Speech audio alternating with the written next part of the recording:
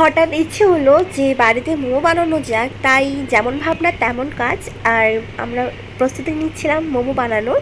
আর ভিডিওতে যাকে দেখতে পেলে সেটা হচ্ছে আমার ননদ হয়। তো আমি মোমোর চাটনির জন্য বানাচ্ছিলাম এখানে, মানে দিচ্ছিলাম কড়াইতে শুকনো লঙ্কা, গোটা রসুন আর টমেটো। এটাকে ভেজে ঠান্ডা করে এটার সাথে আমি ধনে পাতা, কিছুটা মানে কিছু পরিমাণ চিনি আর কিছু পরিমাণে টেস্ট অনুযায়ী লবণ দিয়ে এটাকে পেস্ট করে নিয়েছিলাম। প্রথমবার মোমো বানাচ্ছি, জানি না কেমন হবে, তবু ট্রাই করছিলাম, যদি খাওয়ার মতো হয় আর কি।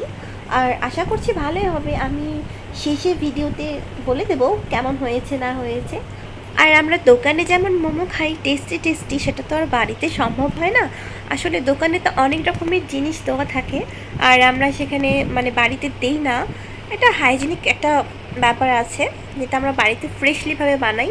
আর দোকানে কে কীভাবে বানায় সেটা তো আমরা জানি না বা দেখতেও যাই না, বাট টেস্টি হয়। আসলে এই মোমো বানানোর হুজুরটা আমার ননদেরই ছিল। আমি জাস্ট বলেছিলাম একদিন মোমো বানাতে হবে, আর ও আমাকে বললো যে চলো কালকেই বানাই। তাই আর কি, বানানো যাক মোমো, সেই প্রস্তুতিই নিচ্ছিলাম।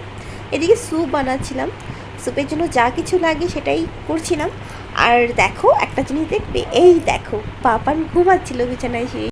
মোমোটাকে স্টিমে বসিয়ে দিয়েছিলাম, আর দেখো মোমো হয়েছে কিনা চেক করছিলাম। আর মোমো দেখে তোমাদের কেমন লাগছে? লোভ লাগছে তো? আমার তো ভীষণ লোভ লাগছিল, মনে হচ্ছে আমি খেয়ে নিই একটা উঠিয়ে। বাট মোমোটা কিন্তু ভালোই হয়েছিল, মোটামুটি খাওয়ার মতো হয়েছিল। আর ফাইনাল দেখো মোমোটা কেমন হয়েছে। সো আমার ভিডিওটা ভালো লাগলে লাইক অ্যান্ড কমেন্ট করে দিও, শেয়ার করে দিও, আর দেখাবে পরে ভিডিওতে।